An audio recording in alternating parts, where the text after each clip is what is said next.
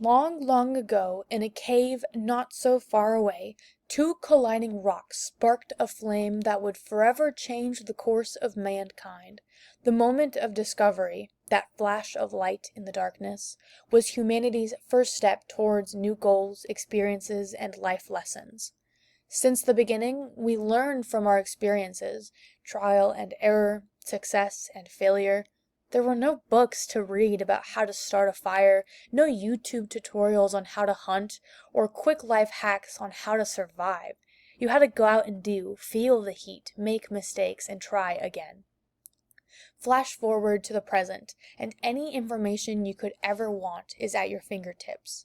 A quick search is all you need, and you'll have thousands of answers. But with all that information comes new challenges.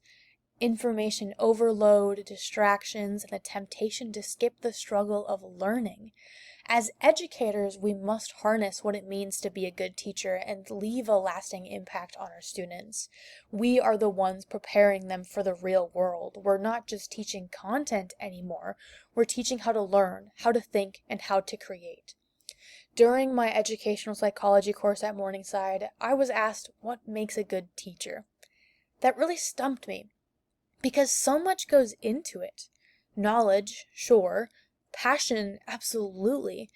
But there's something deeper, something harder to name. According to one of my professors, she's seeing more and more students relying on generative technology instead of learning through real-world experiences. They're asking AI to write their papers, solve their problems, prompt them ideas, and skipping that struggle. They bypass the messy, beautiful process of learning. Students no longer achieve a zone of proximal development, that bridge that ties the comfort of knowing something and the discomfort of learning. They're either too comfortable, disengaged, or give up too quickly, never finding that sweet spot where learning really happens. This is the zone where students should be learning all the new material. It's where growth happens, where creativity sparks, where they discover what they're truly capable of. And in art class, this is where students learn the principles or elements of art and how to apply them to enhance their current art process. That's why intentional teaching is so important. Not just knowing what you're teaching, but how to teach it. I mean, how do we scaffold learning? How do we meet students where they are and guide them forward without doing the work for them?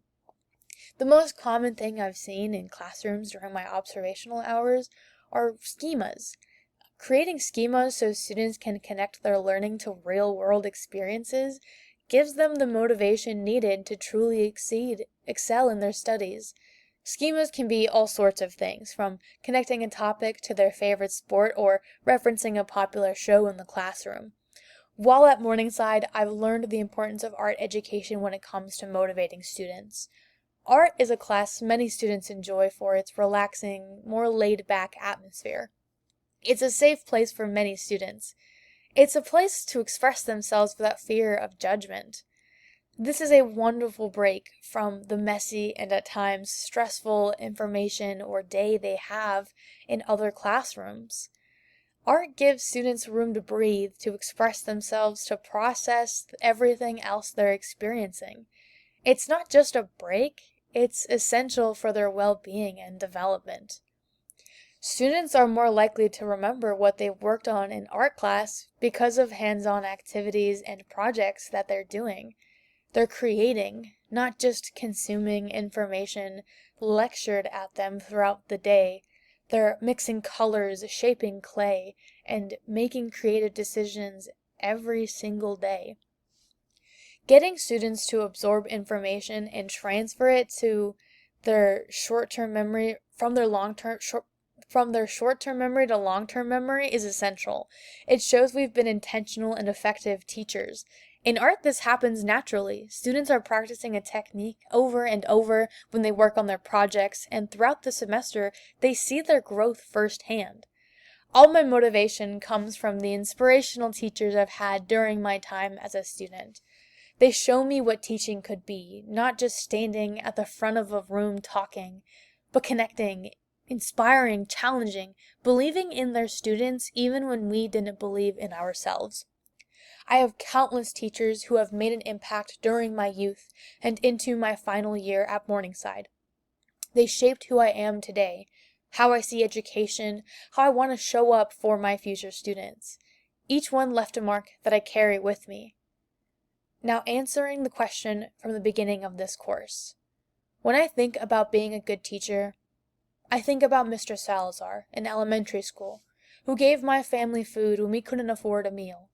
He saw beyond the classroom and recognized that learning can't happen on an empty stomach. I think about Professor Clemens, the theater director at Morningside, who allowed me opportunities to stage manage and direct shows. He provided me leadership opportunities that taught me what it means to lead a team, lead by example, and most importantly, to have fun. And the professor of this course, Dr. Susie Lubbers, who time and time again inspires me to be a leader, a doer, and a learner. She doesn't just teach educational psychology, she lives it, models it, and challenges us to think deeper and reach higher expectations in our learning. She does not give up on her students, and I don't want to give up on my own. Educational psychology is a course I will always value in my career as an educator, even more so the second time around, because now I understand. Good teaching isn't about having all the answers. It's about lighting that spark, just like those rocks in the cave, and watching the students create their own flame.